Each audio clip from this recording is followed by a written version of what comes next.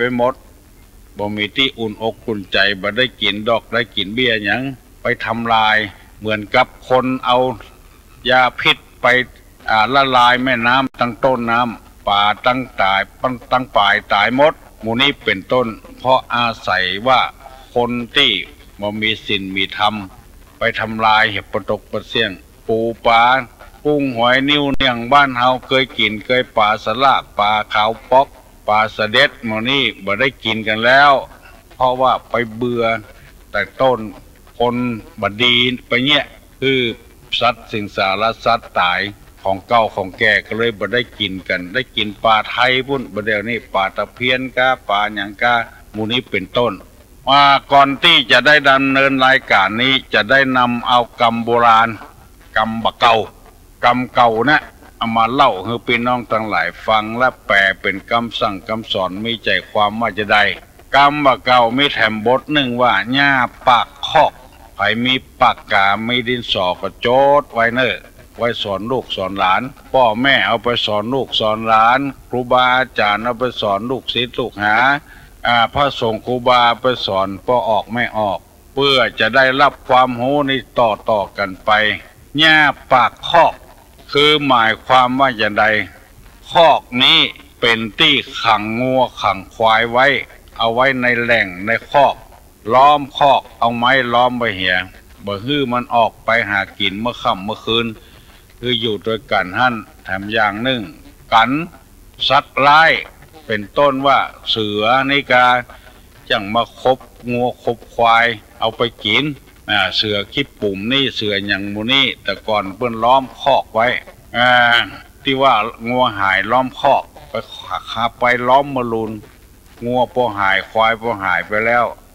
ก็หญ้าปากคอกนี่คือหญ้าอย่างใดปากคอกนี่ก็คือประตูคอกนั่นเองงัวควายมันบ่กินหญ้าปากคอกมันออกคอกไปแล้วเหยียดยัดกันออกมันมุ่งไปกินหญ้าที่อื่นปุ่นความจริงหญ้าที่ปากคอกเนี่ยหญ้าจัดงามเพราะมีปุ๋ยจากมูลจากขี้งัวขี้ควายงัวควายบ่กินกันไปกินหญ้าที่อื่นปุ่นหญ้าที่อื่นปุ่นหิมคอกนี่บ่กินสักคำอันนี้เปิ้นอุปมาเปรียบเทียบว่าคนเฮาวัฒนธรรมประเพณีในบ้านในจองมีอยู่บ่าวไปเอาประเพณีของคนอื่นมาใช้แล้วก็ทำให้ปฏิบัติบ่ถูกบ่ต้องกันเครื่องแต่งเนื้อแต่งตัวบ้านเฮามีนุ่งง่ายใจง่ายอย่างเตียวสะดอเนี่ยเตียวสองหน้าเนี่ยบ่ต้องไปซ้อมไปกำเนี่ยนะบ่กองเปียได้ก็ติ่นเขายัดละบ่เป็นอันใดเป็นตั้งหน้าบ่เป็นตั้งหลังละง่ายตั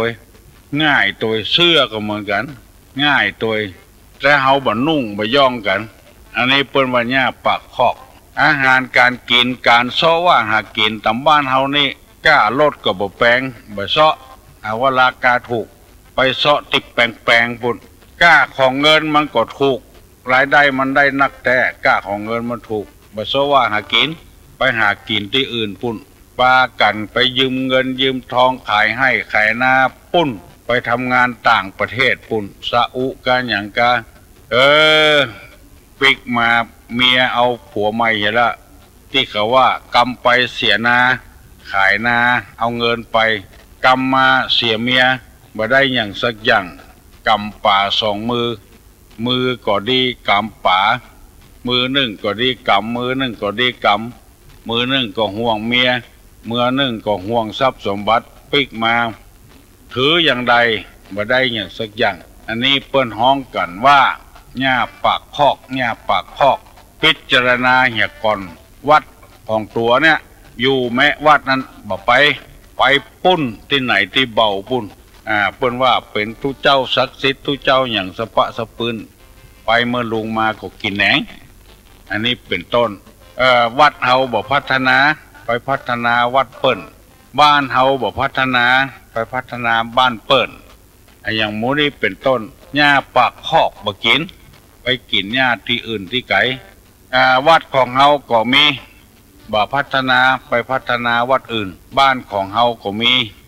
งานการของเฮานี่บ่ช่วยไปช่วยที่อื่นพุ่นวัดมีหิมเนี่ยอย่างว่าใดก็ได้ ตายเป็นเมนเน่าก็ยืมเข้ายืมของยืมครัววัดเนี้ยเวลามีการมีงานบ่มาช่วยไปช่วยวัดเปิ้นพุทธอันนี้ห้องว่าหญ้าปากพอกพิจารณาเหียดทีก่อนเฮาอยู่บ้านนี้ไปเป็นหน้าเป็นตาบ้านอื่นแล้วบ้านนี้ไปหันเขาใส่จะคิดว่าอย่างไรบางทีที่อื่นมีการมีงานไปแจ้อยู่หั่น2 วัน 3 วันวันค่ำคืนหุ่งที่นี่มีการมีงานอ้างสะปะสะปืนบ่ว่างบ่ได้มาบ่ได้ช่วยอย่างกันวัดพระเจ้าตัวบ่ไหวไปไหวพระเจ้าเปิ้นอันนี้ก็อย่างเดียวกันปัญหาหญ้าปากคอกบางสิ่งบางอย่างเฮาแก้ได้คนเดียวเฮาบ่แก้ไปขอคนอื่นแก้ไปปรึกษาหารือเปิ้นหมู่นี้เป็นต้นอย่างที่ตุลุงเคยนำมาอู้ว่ามีป้าคนหนึ่งเลี้ยงเป็ดไว้แล้วก็ใกล้ๆบ้านนั้นมีทนายความเปิ้นอยู่ตัวหั่นใกล้กันบ้านใกล้เฮือนเคียงกันวันหนึ่งป้าคนนี้เลี้ยงเป็ดแล้วก็ทนายก็เลี้ยงหมาทนายความไปพบเป็ดป้าคนนี้หันหมาพบเป็ดตายแล้วก็ติ้วเข้าไปบ้านทนายถามว่าป้าเอาเป็ดมาอย่างไรเนี่ยจะปรึกษาหารือกันว่าสมมติว่าหมาเปิ้นเนี่ยมาคบเป็ดป้าแล้วป้าจะปรับได้ก่อทนายเปิ้นก็ปึดพอมาตราใดโอ้ปรับได้กับป้าเพราะหมานี่เป็นสัตว์เลี้ยงลงหมานี่สัตว์เลี้ยงเปิ้นเลี้ยงหมาของเปิ้นบ่พ่อบ่กอยของเปิ้นแล้วเปิ้นมาหมาเปิ้นมาคบเป็ดป้านี่ปรับได้กะป้านั่นก็เลยว่าก็เดี๋ยวถ้าปรับได้ป้าจะปรับทนายโหไปปรับผมมีหยังมาทนายเนี่ยไปคบเป็ดป้าเนี่ยแล้วป้าจะเอาตัวใดป้าจะเอา100ทนายก็ไหนก็ไหนแล้วมาปรึกษาหารือกันแล้วก็เลยเสี่ยงให้ป้านั้น100ติ้วเป็ดไปด้วยแถมก็หาพระราชพระเลนลูกทนายว่าป้าฟังไปเถอะป้ายังไม่ได้เสียตังค์ให้ผมเถอะเสียตังค์กล้าอย่างทำหมอก็กล้ามาปรึกษาทนายความเนี่ยป้าก็ได้เกินไปแล้วกล้าปรึกษาทนายความเนี่ยจะต้องเสียอย่างหู้คนว่าเสียภาษีเสียนั้นเสียนี้เขารัฐบาล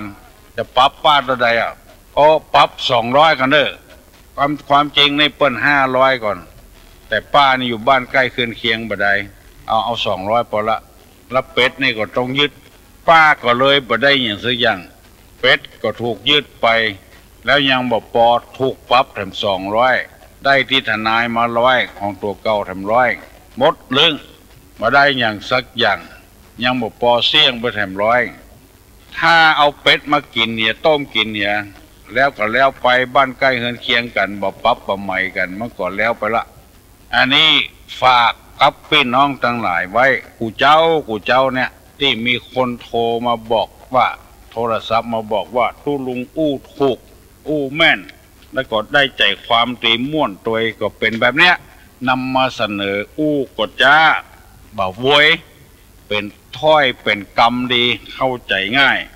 เมื่อตะวาวันซืนก่อนซืนนั้นได้นำเอากรรมที่ว่าทศพิธราชธรรมคือลาจะทำ10 ประการพระเจ้าแผ่นดินเปิ้นต่างบ้านต่างเมืองมาแอวบ้านเฮาเมืองเฮาแต่ที่เปิ้นจะอวดจะอ้างมีน้ำไหลมีไฟสว่างมีตึกรามบ้านช่องเปิ้นบ่อวดสกรรมไปอวดพระเจ้าแผ่นดินมีความอ่อนน้อมอ่อนโยมจองกับเจ้าบ้านช่วยเหลือเจ้าบ้านกู้สล็อกออกแอกแปลงเขื่อนกั้นน้ำฮือกินฮือใจกู้ย่างดินน้ำไฟลมพระเจ้าแผ่นดินช่วยเหลือเจ้าบ้านเพราะพระเจ้าแผ่นดินนับถือพระพุทธศาสนาบ่แอกบ่เบ่งท่าผู้ที่นับถือพุทธศาสนานี่ทำให้คนเฮาเป็นคนมีทานมีศีลมีจาคะแล้วก็มีความซื่อตรงมีความอ่อนน้อมถ่อมตนแล้วก็มีความอ่อนโยนดังได้เสนอไปแล้ว 4-5 ข้อแล้วว่าทานคือการให้ศีลคือการสำรวมกายและวาจาปริจาคะคือการบริจาคและอาสวะคือความซื่อตรงข้อที่5มัทธวะ คือความอ่อนโยนวันนี้จะต่อข้อที่6ข้อที่6ว่าตะปะคือต่อเต่ากับปอปลาสระอะแปลว่าตะปะตะปะนี่แปลว่าความเพียรเครื่องเผากิเลสตะปะนี่นะฤาษีกาดาบทต่างๆในก็ห้องว่าผู้บำเพ็ญตะปะบำเพ็ญตะปะนี่มีความเพียรเครื่องเผากิเลสจะได้เมตตาเวลากับท่านทั้งหลายอธิบายให้ฟังกิเลสคืออะไรหยังกิเลสนี่เป็นภาษาบาลีพระแปลเป็นไทยว่าเครื่องเศร้าหมองเครื่องนี่หมายถึงวัตถุใดวัตถุหนึ่งอันใดอันหนึ่งที่ทำให้มันเศร้ามันหมองอย่างเล็กอยู่ดีๆเนี่ยลักษณิมมาติดอันเนี้ยเพราะลมกาเพราะน้ำกามาถูกเหล็กอันนั้นเป็นเครื่องของมันแล้วมาเผาเหล็กน่ะมันเข้าเป็นสนิมเป็นขี้เมี่ยงไปมันไปเหล็กบ่มีละขี้เมี่ยงเขาหูบหมดตะปะนี่คือความเพียรเนี่ยเป็นเครื่องเผากิเลสเผาความเศร้าความหมองอันใดพ่องตีนั้นมันจะนำความเศร้าความหมองมาสู่ตัวเองทำให้เราเครียดกึดหนักอันนั้นพระเจ้าแผ่นดินเปิ้นพยายามหาเครื่องมาเผากิเลสนี้มีความเพียรบ่ฮักไผนักบ่จังไผนักลูกก้าวเต้าเกิดมามีเต้าใดเลี้ยงหมดพ่อกอยหมดส่งเข้าห้ำส่งเข้าเฮียนแนะนำวิธีการต่างๆเข้าสังคมไปที่ไหนก็ไปตัวกันเป็นหมู่ตึงครอบครัวบรมวงศานุวงศ์เลี้ยงลูกด้วยนมแม่ดังที่เฮาได้ยินกันถ้าเจิญพระราชา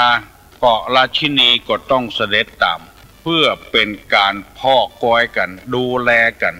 ผัวไปหงยาเมียไปเฝ้าเมียไปหงยาเฮือลูกเฮือเต้าไปเฝ้าบางทีก็ผัวเฝ้าตัวลงไปหันที่โรงพยาบาลมีป้องออกหลายคน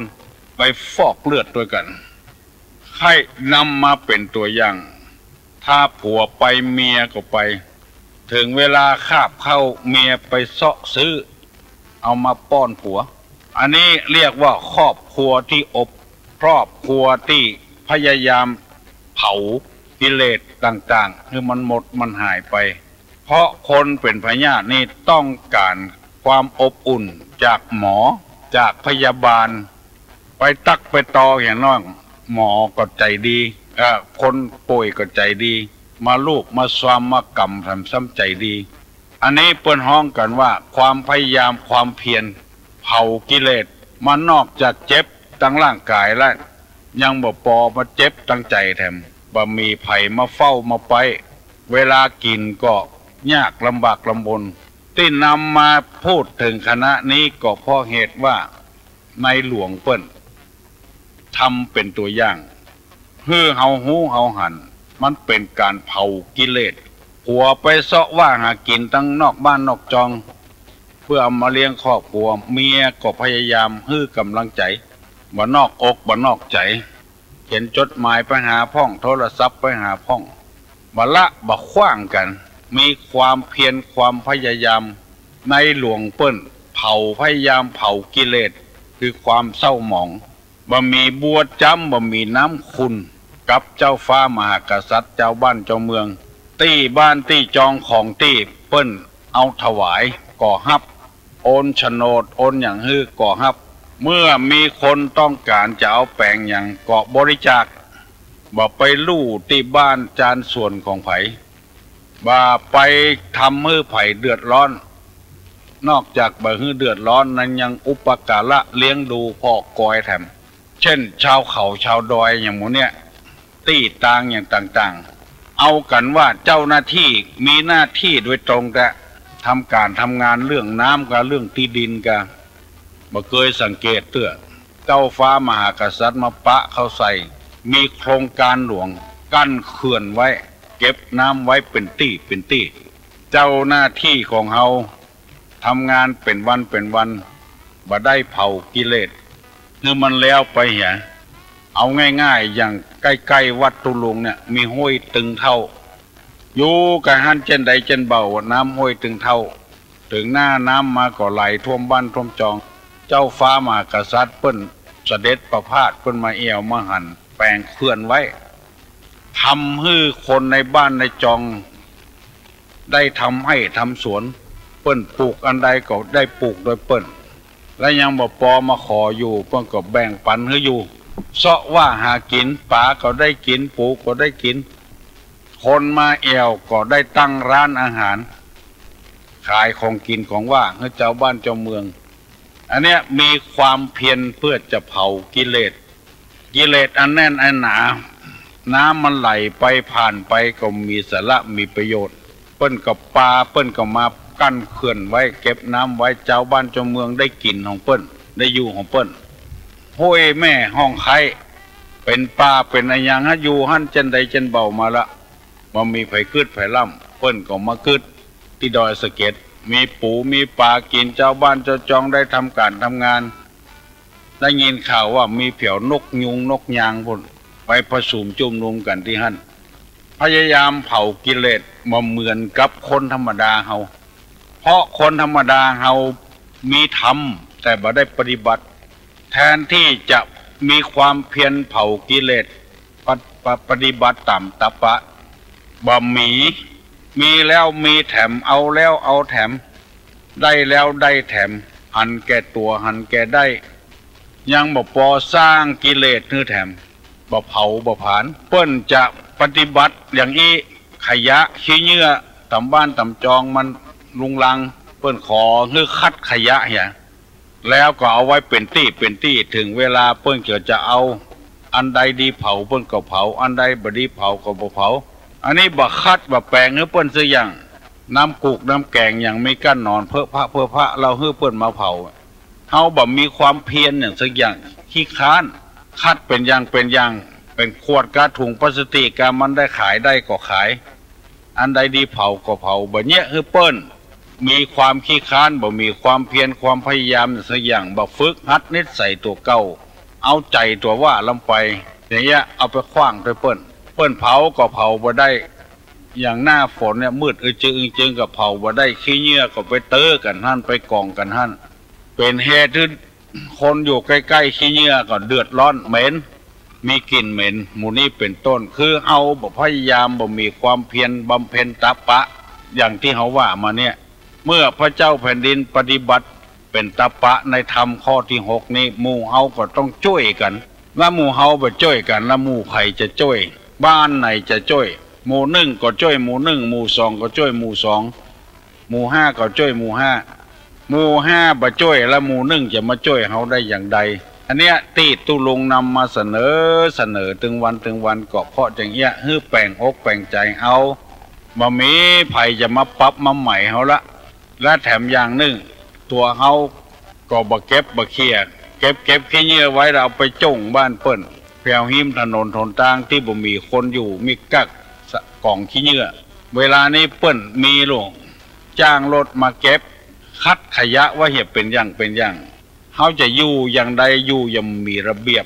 ที่ว่าเปิ้นมีศีลมีธรรมนั่นเองศีลก็คือระเบียบนั่นเองอยู่อย่างมีระเบียบบ่นอกใจผัวบ่นอกใจเมียอันนี้ก็ถือศีลละอยู่เป็นระเบียบลูกเกิดมาก็ต้องเลี้ยงจะไปจ้งเอาไปโยนให้คนอื่นก็ถูกตามศีลละระเบียบธรรมะนี่คือคำสั่งคำสอน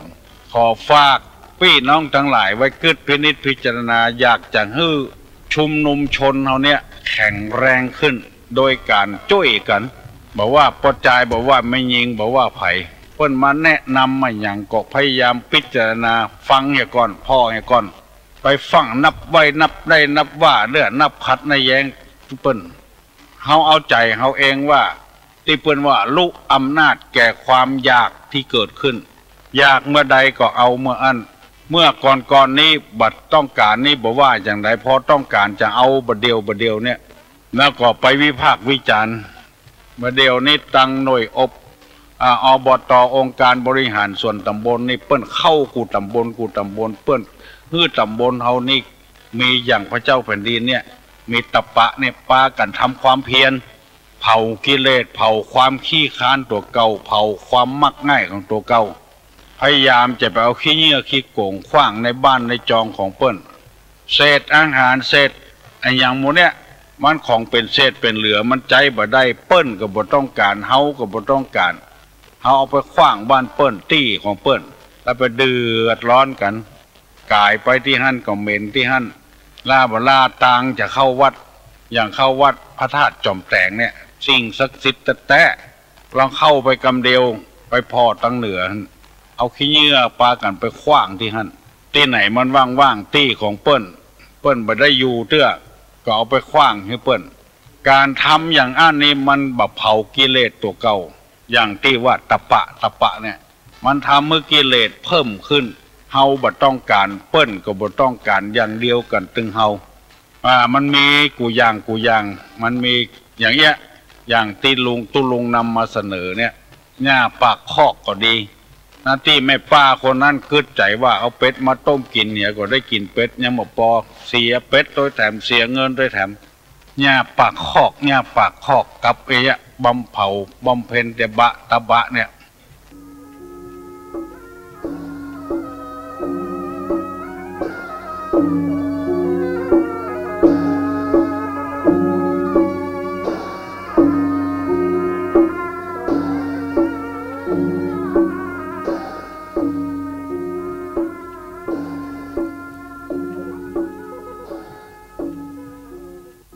ตุหลวงสมัยตุหลวงตนใดตนนั้น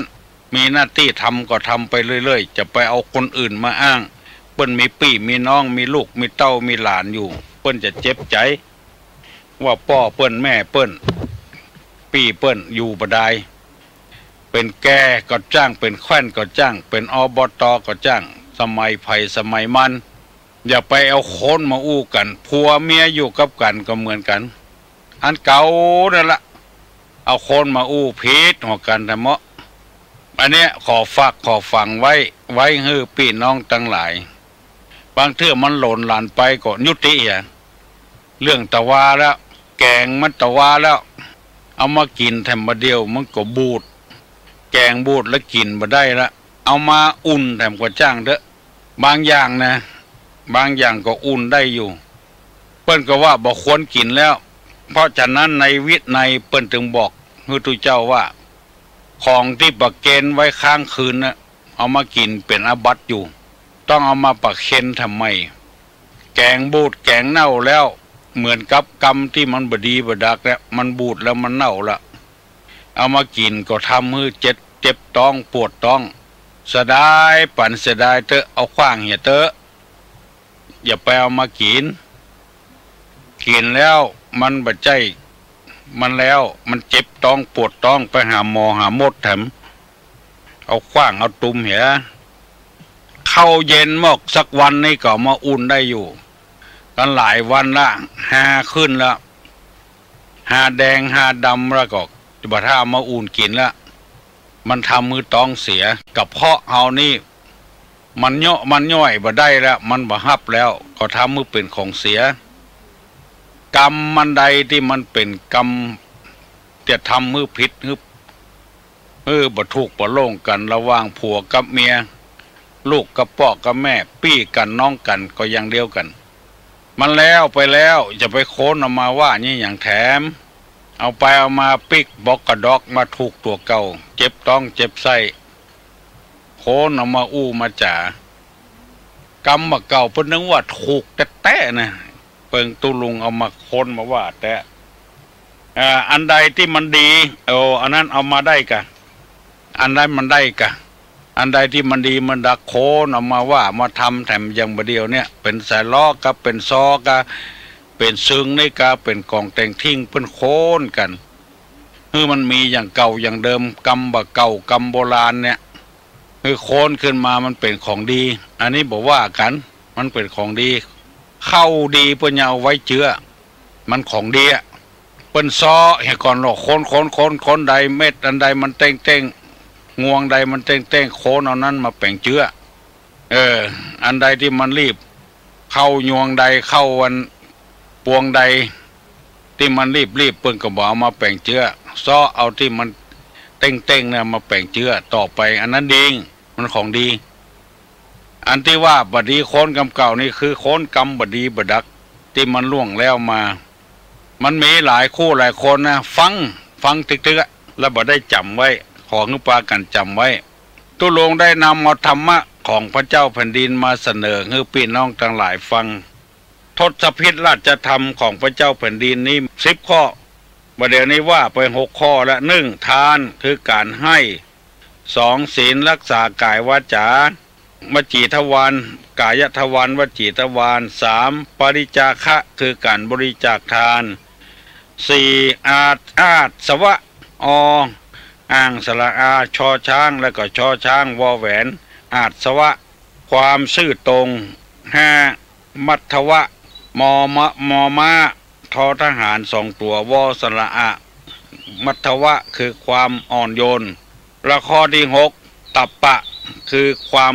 เพียรเผากิเลสวันนี้เอาข้อที่7มาเสนอแถมอักโกทะอ่างมหางกาดกอไก่และสระโอกอไก่ทอทงสระอะอักโกทะแปลว่าความไม่โกรธความบักโกรธกับเกียรตินี่บ่เหมือนกันหาว่าขี้เกียจขี้โคตรกรรมบ้านเมืองเอานะขี้เกียจขี้โคตรนี่มันวู่ว่ำบางทีก็โคตรง่ายหายเว้ยกึดได้ก็หายละเครียดนี่คนไทยว่าเครียดบ้านเฮาว่าเกียดขี้โคตรขี้เกียจนี่คือเอามากึดอยู่ฮะน่ะเครียดกึดอย่างอื่นไปก็เดี๋ยวปิ้งมาหาที่เก่านั้นนอนก็บ่หลับกินก็บ่ลำไปที่ไหนก็วาวเวียวบ่ใครอู้ใครปากกับไผอันนี้เปิ้นเฮาว่าเครียดกึดอยู่ฮะน่ะ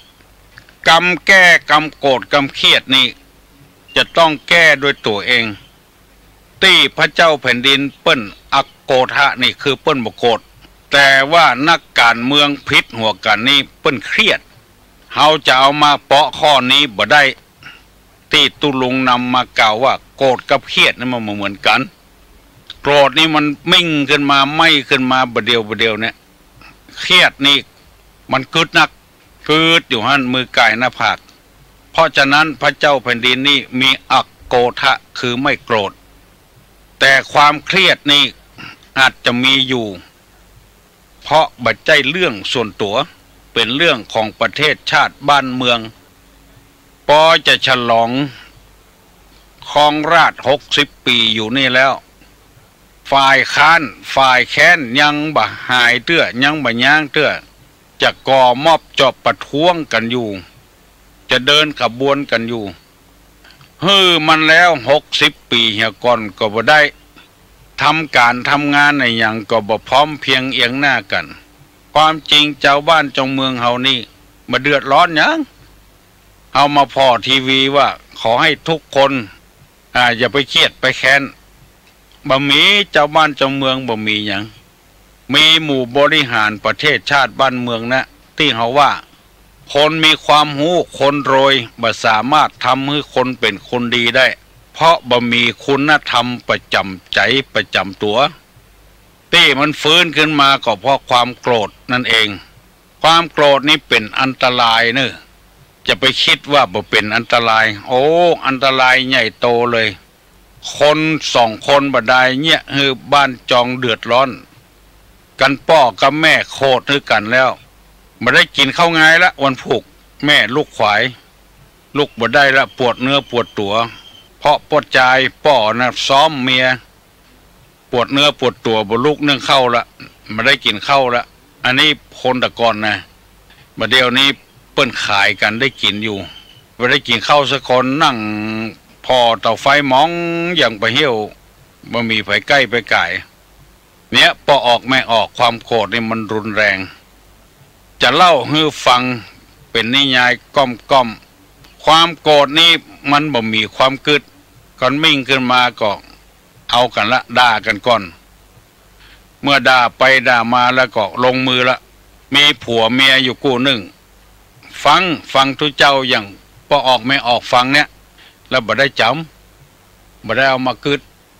ฟังเหมือนกันประเทศที่ไหนก็ไปฟังเรื่องความโกรธเนี่ยบอกมากึดใจการกินเหล้าเข้าบ้านมาเอาแล้วเอาเรื่องเก่าขี้เก่านะมาอู้ไม่ยิงก็พิษหัวกันเรื่องมาได้มาเบาละพิษกันไปพิษกันมาพอใจก็ลงมือเราเหมือนเขาอยู่กับกันบ่ได้ละปากนี่แตกกินน้ำพริกบ่ได้เป็น4 วัน5 วันโอดกันไปอันนะเพื่อลูกเพื่อเต้าวันหนึ่งก็ทนบ่ได้เรื่องแหงสดไปวัดตุเจ้าก็หันไม่ออกตาปูดตาเป่าปากบึนพลือโอ้ถามไม่ออกไปแย่อย่างเนี่ยแตนจี้เหรอก็บ่ใจหรอแตนวอกแตนเท่านะกะทุลุงไอ้หยังก็บ่วอกเท่านะกะมันเข้ามามันมาหาเรื่องมันนี่จะได้มันมาแจ้งมาด่านะกินเหล้ามาแล้วสลิดพอดีไม่ออกด่ามันก็เอาพ่องโอ้มันจะไหนอี้ลูกมันเป็นแต่ไม่ออกลูกบ่อดบ่ทนเนี่ยขี้โคตรนี่อดเอาไว้อะกะบ่ถ้าโคตรอย่างนี้จะได้ก็มันด่ามาก็ด่าไปอย่าไปโคตรกะปล่อยมันด่าตบมือเบื้องเดียวมันตึงบดดังนะเชื่อเถอะเอาไปตบอย่างใดก็ตึงบดดังถ้าตบก็แข้งกับขากับมันก็ไม่ใช่มือมันก็เป็นแข้งเป็นขามันก็มือนั้นตบมันก็ดังอยู่กระทบกันถ้ามันตบกับฟ้ากับอากาศตึงบดดังถ้ามันเมาเหล้ามันว่าอย่างไม่ออกอดเอาไว้อะกะบัตรโคตรตะเกียดเขามันบอกอดมาได้นะโคตรได้นะเขาอดมาได้นี่มี10 ปากก็บึนถึง10 ปากนะมี20 ปากก็บึนถึง20 ปากนะเอาอย่างนี้ ไม่ออกมาอย่างเดียวขอทุกเจ้าช่วยนะจะได้เฮาก็จะช่วยได้เนอะเอาไม่ออกไปเอาน้ำต้นมาไปใส่น้ำไปเขาจะมนหือไม่ออกก็ฟังกรรมทุกเจ้าบ้านบะไก่วัดบะได้น้ำมาน้ำต้นมากับปรุงก็มนใส่น้ำต้นว่าสปะสปืนอะอัฐาสิเมกาสิเมทุกขปตาเจนทุกกาก็เป่าเข้าไปเอาสวยเขาซุปอย่าเอาน้ำมนต์ตุลุงนี่นะบ่ได้กินบ่ได้ทาเนอะใจอมเนอะไม่ออกถ้าพอออกเมาเหล้าเข้าบ้านมานะมันว่าอย่างได้อย่างก็จ้างเถอะไม่ออกเทน้ำมนต์เนอะอมไว้เนอะจะไปปูดออกเนอะถ้าปูดออกเขี้ยวจะล่มจะไปลื่นเข้าไปเนอะลื่นเข้าไปเวลานั้นนะอันไส้จะร้อนหมดอะไม่ออกก็ได้น้ำมนต์คำนี้บอกมาเถอะปล่อยมันด่ามาเถอะกำเดียจะเข้าหมดอะด่าเขากำเดียวปากมันบืนหมดอะได้น้ำมนต์มากับเอาไว้บ้านเมื่อค่ำมาแล้วคนเท่าว่าไผ่แน่ออกมาเว้ยด่าหมูด่าหมาพดไปเผียวคนบุญแม่ออกกับฟังเทน้ำมนต์อมเลยด่าเขาบ้านมาวันนี้ดักปิ้งเฮ้ยมันมีการตอบโจโลขึ้นเฮือนไปนั่งอยู่คมมันตาปูดปากปูดผัดจัดตาจำหุ่มแต่ว่าถ้าอย่าลงมือหนักไปก้อยก็มันเลยบานบอกเถียงสักคำก็ตกใจแหละเลยบอกว่าอย่างนั้นเข้าไปในเฮือนกินข้าวแล้วก็ค่ำมาก็ไปนอนลงมาเจ้าก็ไปกินข้าวเราไปแยกการเมื่อค่ำมาเอาแถมไม่ออกก็เทน้ำมนต์อมแถมอมติ๊กได้ประมาณสัก6 วัน7 วันเนี่ยมันมีเสียงตอบแล้วหัวที่โนก็ยุบลงไปตาที่จำก็ยุบลงไปปากที่บืนก็ยุบลงไปอาศัยน้ำมนต์ของตุลุงตุลุงเป่าน้ำมนต์อันเนี้ยที่จังเขาไปขอน้ำมนต์ตุลุงนะเจ็บท้องกาเมื่อยกาแต่ก่อนนี่เปิ้นเอาหลวงน้ำต้นใส่ซวยฮะตุลุงยังได้มนต์เหมือนกันดูอังคาถาบทนี้ก็เหมือนกันเนอะไผ่โดนผัวซ้อมนะมาเอาน้ำมนต์เอาน้ำต้นมาเถอะตุลุงจะมนต์ ความโคตรนี่มันร้ายแรงเพราะนั้นพระเจ้าแผ่นดินเปิ้นบอกโคตรถ้าโคตรลงไปแล้วมันกึดไม่สปะสปืนละมันมิ่งขึ้นมาละพอนักมวยที่ขี้โคตรตีบ่ถูกละงอมเข้าไปก็โดนนองเข้าไปก็โดนพระเจ้าแผ่นดินนี่เปิ้นบอกโคตรอักโกทะแปลว่าไม่โกรธโจทย์จำเอาไว้เนอะหมู่เฮาเอามาใจก็ได้โกรธโลภโกรธหลงเป็นกิเลสลงความขี้โคตรนี่นะบางคนหันเปิ้นมั่งมี4 สุขใครมีโดยเปิ้นพ่องเปิ้นเนี่ยอย่างก็เนี่ยโดยเปิ้นบ่หูลายของเปิ้นไปเนี่ยอย่างเปิ้นมีรถแต่งมิ่งก็มีสตางค์รู้บ่ ตัวยังขับบ่จ้างเถอะไปซื้อรถให้มันเหมือนกับเปิ้นเพราะความโคตรของตัวเองกลัวเสียเพียบของตัวเองกลัวความมิ่งของตัวเองมีหลายรายละตามที่ตุลุงโฮมาเปิ้นซื้อรถลูกเปิ้นขี่กายหน้าบ้านฮะก็มีสตางค์ลูไปซื้อตัวเปิ้นบ่มีไผขับเลยไปขายคืนเปิ้นได้3 วันเนี่ยแต่บุตรตื่นไปหมื่นแต่ก่อนนะ20 กว่าปีมาแล้วไม่ใช่หมื่นประเดียวนะประเดียวนี้ก็เป็น10,000พุ่นละเป็นแสนพุ่นแล้วสตางค์อยู่ในกระเป๋าบ่ได้เนี่ยเงียบประชดเปิ้นเพราะความโกรธละอ่อนอยู่ดีๆต่อยกันขึ้นน่องขึ้นล่องไปปะใส่คนใหญ่เอาไม้ขีดขี้ดินอันนี้หัวป้อบกออันนี้หัวป้อบขอไผ่ย่ำก่อนคนนั้นได้เพียบเนี่ยกันเดียวเอาเหตุตีเอากันแล้วขี้ดินแต่นะก็ว่าหัวป้ออันนี้ความโคตรมันเกิดขึ้นมามิ่งขึ้นมาความเกลียดนี่มันเกลียดอยู่หั่นกึดหาอยู่หั่นเอาบะฮักบะล้างนำมากึดอยู่ตลอดเวลาเพิ่นว่ามันเป็นของเน่าจะไปเอามาไว้อย่างในบ้านในจองถ้าเฮาจังไผจะไปเอามากึดคนอื่นปุ่นไหวพระเจ้าที่เปิ้นว่าน่ะไหวพระเจ้าไปติ๊กกึดหากรรมไหวพระเจ้าก็ลืมมันนะโลลืมหมอที่เฮาจังมันเอามาเกียดเอามานอนบ่หลับกินบ่ลำนอนบ่หลับแปลกนะคนเฮานี่นะจังเปิ้นคนจะใดคนเกียดพอเอาง่ายจังเปิ้นก็ถามหาเปิ้นอยู่อันเนี้ยคนขี้เกียจมาด้วยไผมาคนเดียวนะไอ้วอกนั้นมากะเนี่ยถามไอ้วอกนั่นอยู่ไอ้ที่มันจังเนี่ยอันเนี้ยคนขี้เกียจตายง่าย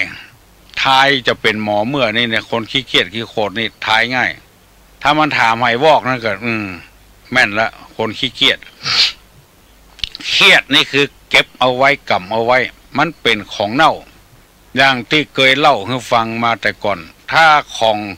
เขาเอาแมวเน่าแมวตายมาจ้องบ้านเฮาถ้าเฮาฉลาดเฮาลวกเฮาก็จะขุดเกาไม้เกาบะไม้มาลำไยก็ได้ฟังอย่าถมอย่ามันเข้ามันเน่าคำดินก็เป็นปุ๋ยต้นไม้ลำไยปุ๋ยต้นมะม่วงแล้วไปถ้าเฮาบะลวกเฮาก็รู้ว่าแมวตัวเนี้ยเป็นแมวของเจ้าของบ้านที่อยู่ตะวันตกบ้านเฮาตะวันออกทางใต้ทางเหนือบ้านเฮาเนี่ยเฮาก็อย่าไปจ้องมันจ้องมาแถมเฮาก็จ้องไปแถม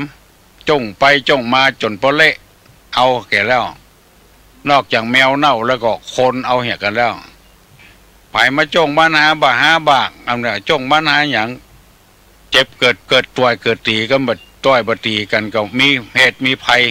เกิดว่าขโมยมาลักเอาอย่างของในบ้านมันถึงมาหน้าไผหน้าบ้านหิมกันแล้วอันนี้คือความเครียดคนเอากรรมเก่ามาอู้เมื่อใดมาเบามาอู้จะไปให้มันมีมันแล้วก็แล้วไปเหรอแกงติดถ้วยเมื่อตะวาละเอามาตักแกงถ้วยใหม่กินทำอยู่มันก็บ่ล้ำละแกงบูดถ้วยเก่ายังติดอยู่เราต้องล้างต้องเจ็ดเนี่ยเอามาใส่แต่ใหม่ได้อยู่คนเฮาพิษกันเถียงกันมาเป็นเพื่อนเป็นฝูงกันได้อยู่บ่น่าเชื่อตุลุงเมื่อเป็นคนบ้านเมื่อยังแบบมาบวชเถอะมีคนเฒ่าคนหนึ่งพิษกันตึงอีป้อมาทูกกัน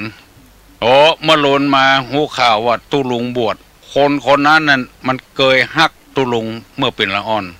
ไปที่ไหนมาที่ไหนจังเอาเข้าเอาแกงเอาข้าวหนมข้าวต้มอย่างให้กินก็อีป้อก็ไปชอบไปกะมาปากห่อกันพอตุลุงบวชปีนั้นเปิ้นมาเฝ้ามาตั้งแต่วันดาละก่อนวันดา2 วันละจนไปบวชเปิ้นแต่ก่อนนี้เปิ้นอยู่กำโนอยู่กำทำ7 วันก็เฝ้าถึง7 วันอู้กันลงส่งกันปอจนบวชแล้วเป็นเนนแล้วคนเฒ่า2 คนก็ถูกลงกัน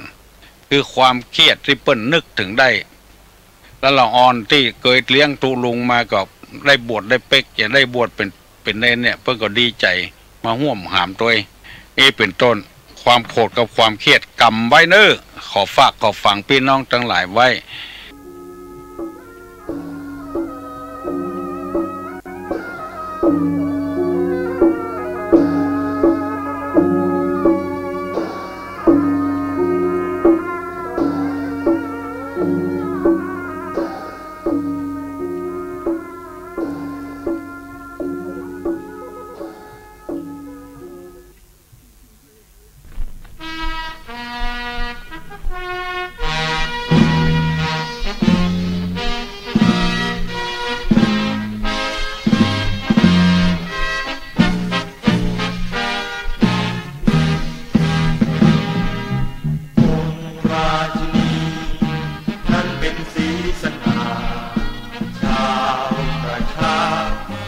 ถิดพระแม่ขวัญพระบารมีควรคู่ขวัญราชันข้าพระพุทธเจ้าขออภิวันสาธุดีทรงห่วงใยอาณาประชาราษฎร์ทรงประพาสเยี่ยมเยือนทุกถิ่นที่ออกตกเหนือใต้ทรงรักใคร่ปราณีสร้างสัมพันธ์น้องพี่ของเราสุขสันต์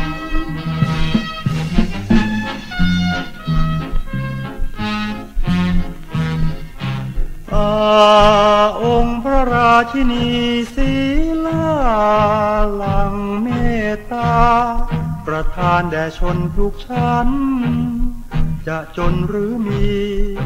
ใช่ศักดิ์ศรีต่างกันด้วยพระทัยตั้งมั่นเหมือนดังมารดาองค์ราชินีทั้งเป็นสีแห่งลาพระจักริยางดงามเมื่อสโมสรเป็นขัตติยะเป็นมิ่งขวัญนิกรขอถวายพระพรขอสดุดี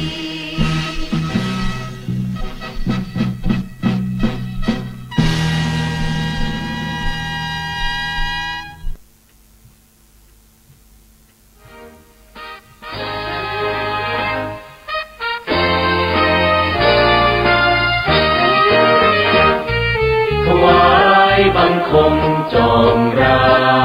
ชาพระบุญญาเตริกฟ้าไกลพระทรงเป็นร่มโพร่มใสศูนย์รวมใจชาวไทยสมัครสมานถวายพระพรจอมราชันท่านอนันตรีชาชาญขอพระองค์ทรงเกษมสำราญงามประกาศสมขัตติยไทยอุ่นไอ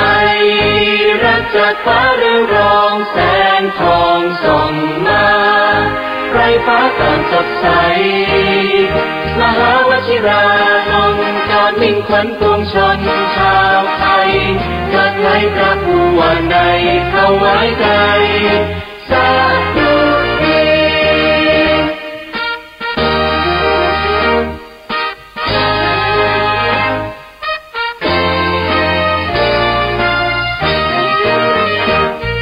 ถวา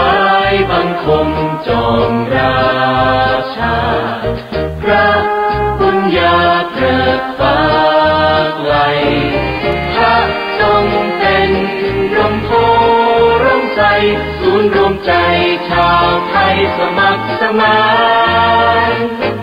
ถวายพระพรจอมราชันท่านอนันตรีชาชาญขอพระองค์ทรงเกษมสำราญงามประกาศสมขัตติยไทย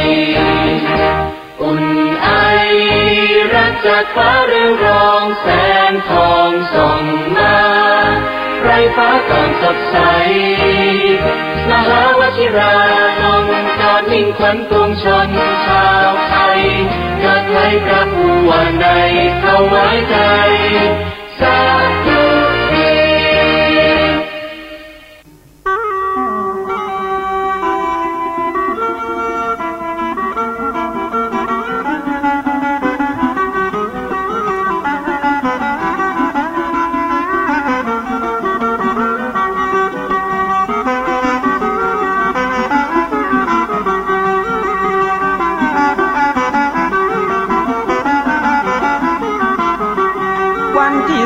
ถึง21 สิงหาขอเชิญศรัทธาสาธุชนพี่น้อ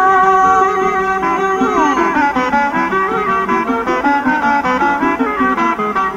เชิญเจ้าพุทธกู้หนแห่งห้องมาวัดวังสิงคำมาสร้างบุญกุศลบอกศรัทธาอาราธนาตุมาทำบุญอายุวัฒนมงคลดลเจ้าแม่ดลท่านเจ้าคณะตำบลป่าแดด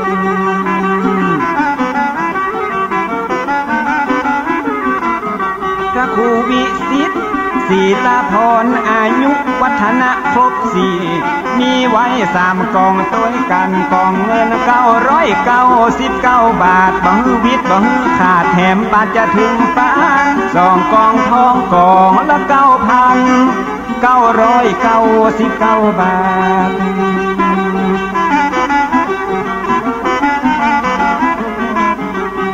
3กองเพชร99,999 บาทเป็นกองที่ใหญ่ขนาดเป็นโอกาสสร้างบุญกองใหญ่เชิญมาชุดสังฆทานถวายพระสังฆา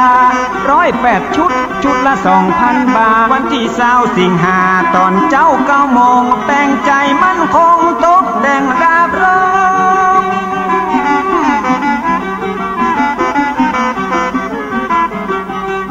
ตอนบ่ายแปลงใจนอบน้อมศรัทธามากพร้อมก็น้อมมือประสานมีพิธีทำบุญอุทิศทักษิณานุปทานมีพิธีสะเดาะเคราะห์ภัยมารนพเคราะห์ตั้งเก่าตั้งใหม่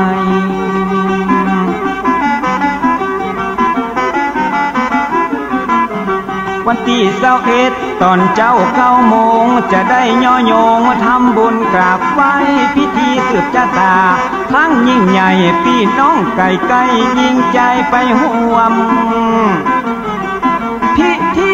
21 สิงหาเป็นวันดีเชิญร่วมพิธีสะเดาะเคราะห์หับโจกการสะเดาะเคราะห์สืบชะตาทำบุญทอดผ้าป่าสามัคคีครั้งนี้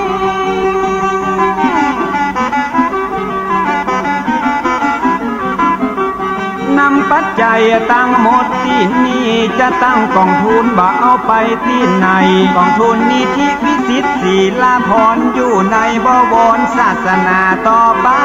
เพื่อเผยแผ่ศาสนาเรื่องไรพัฒนาวัดวาให้เจริญเป็นแบบอย่าง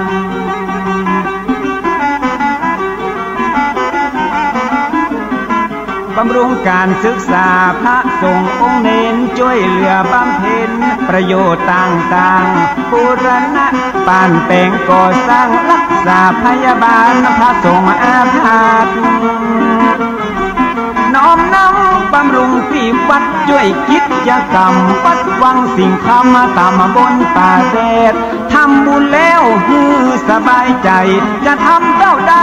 ก็ได้เท่านั้น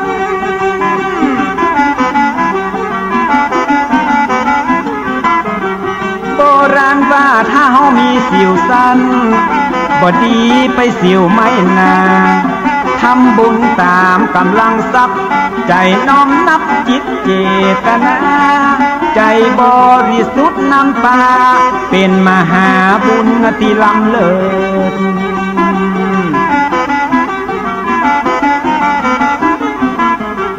ได้บำรุงพระพุทธศาสนาดูแลสังฆาเป็นสิ่งประเสริฐการทำบุญเป็นจุดก่อเกิดคือคนมีใจเผื่อแผ่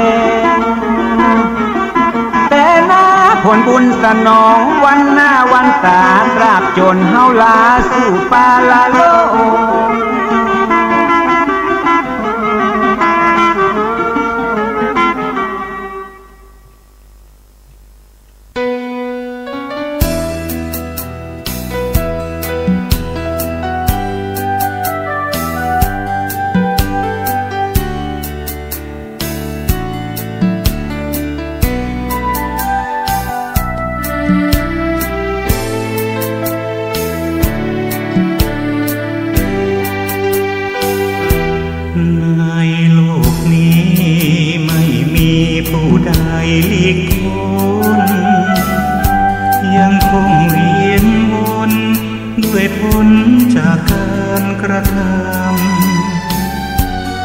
ทุกชีวิตถูกลิขิตตามกฎแห่งกรรมกฎหมายเพียงให้หลับจำแต่กฎแห่งกรรมติดตามจนตายเกิดในชาตินี้ยังคงใช้นิคำเก่าความดีจะช่วยบรรเทาให้กรรมเก่าลดลา างจางหายเพิ่มกรรมทำชั่วไม่กลัวบาปหยาบช้าหน้าอายรอดพ้นโทษทางกฎหมายไม่อาจเลือนหายจากโทษของกรรมทำดีได้ดีทำชั่วได้ชั่วกฎเกณฑ์ตายตัวแห่งพุทธธรรมสัตว์โลกเกิดมาย่อมเป็นไปตามกรรมดำรัสตรัสคำเป็นสัจธรรมจากองค์สัมมาเวียนว่ายตายเกิดเชื่อเถิดโลกนี้มี